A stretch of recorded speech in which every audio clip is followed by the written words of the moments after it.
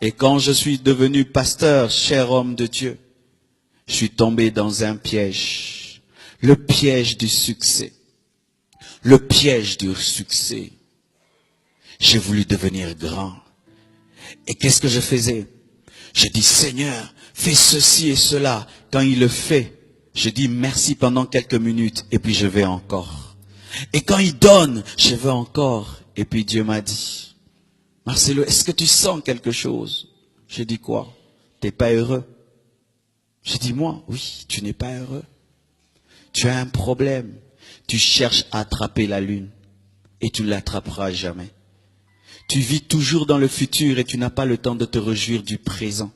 Et à chaque fois que je fais quelque chose dans ta vie, tu es toujours dans des conquêtes. Alors que des fois dans la vie, il ne faut pas chercher plus. Il faut dire merci pour ce que tu as maintenant. Remercie-moi pour la taille de ton église. Remercie-moi pour la manière dont je t'utilise. Même si je ne fais pas tout ce que tu veux, dis-moi merci pour ça d'abord. Et je dis non, mais la foi, il dit moi. Lorsque j'ai crié rien que la lumière, j'ai dit c'était bon. Lorsque j'ai créé les plantes, j'ai dit c'était bon. Lorsque j'ai créé le poisson, j'ai dit c'était bon.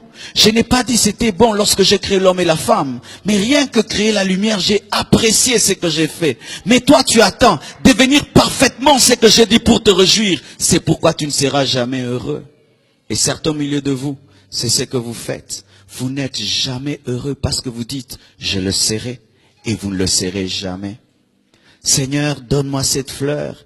Et quand tu l'as, le baffle. Quand tu as le baffle, cette fleur. Quand tu as cette fleur, cette chair. Cette chair. Et puis, quand est-ce que vous aurez le temps d'être heureux? Quand est-ce que vous aurez le temps d'être heureux? Si toute votre vie, vous pensez que vous serez heureux à la prochaine acquisition, quand j'aurai, quand je ferai, quand j'aurai, tu poursuis quoi? Le vent. Attrapez le vent un peu. Essayez d'attraper le vent. Essayez de le faire.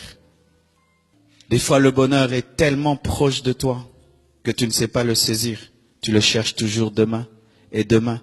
Alors que des fois seulement tu dois apprécier la présence de Dieu dans ta vie. Apprécier tes enfants, apprécier ta femme, apprécier ton mari. Même si tout n'est pas parfait, merci Seigneur pour ce que tu as fait. Et ce jour-là, j'ai cessé de courir derrière l'arc-en-ciel. J'ai appris à être content de ce que Dieu me donne aujourd'hui. Et demain, j'aurai, s'il le veut, mais je suis déjà heureux. C'est pourquoi l'Ecclésiaste dit, vaut mieux une main pleine dans le repos que deux mains pleines avec beaucoup de stress. Beaucoup de stress. Vaut mieux peu dans la joie que beaucoup sans joie. Bien-aimés frères, sœurs, j'ai remarqué que des fois, vous entendez un milliardaire qui se suicide. Tu as envie même de le ressusciter pour lui dire, vraiment explique-moi, comment toi, avec ces milliards, que moi je demande à Dieu des années, tu peux te suicider?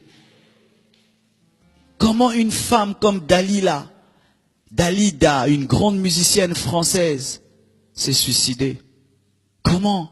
Elle dit que elle ne recevait pas l'amour. Dalida, elle faisait des plaints. La salle était remplie quand elle chantait. Mais pourquoi elle se suicide? Parce que tu peux être acclamé sans t'acclamer toi-même.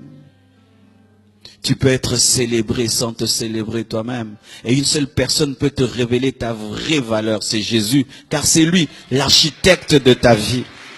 Vous qui attendez l'amour des hommes pour devenir heureux, vous ne le serez jamais, car l'homme ne vous a pas créé à son image, à sa ressemblance. Cherchez le Dieu qui vous a créé et son témoignage vous suffira. Et s'il lui dit que tu es merveilleux, alors tu es merveilleux.